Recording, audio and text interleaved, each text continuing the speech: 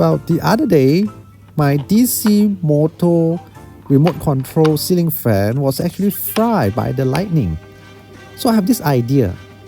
If I can use the normal regulator to control the speed for my DC motor.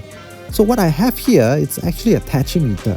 Tachometer is used to test the speed of anything that actually rotates a non-contact way to measure this refractive tape come back to the same spot, and we measure it in rotation per minute.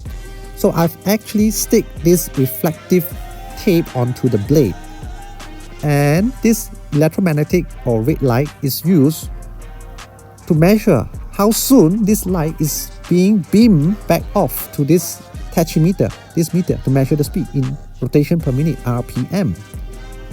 So if I were to change the regulator up here, that's dangling down there, it's up there, okay, it's dangling down, it's dangling there, up there.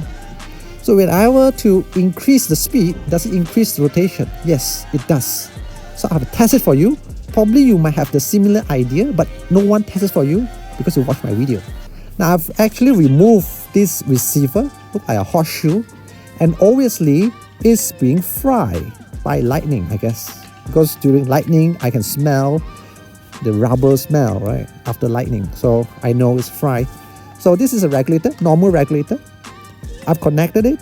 Now if you do not know how to do it, please do not do it yourself because it's not easy task. Ask someone else to do it for you. Show them this video that it will work. You just need to buy this regulator, remove the receiver from up there. They look like this.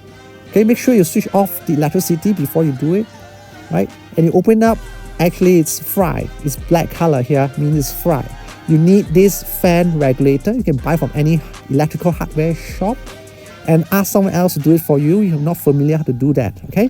Now one downside I will show you is that I will show it in slow motion. See, the light actually switch off for a while.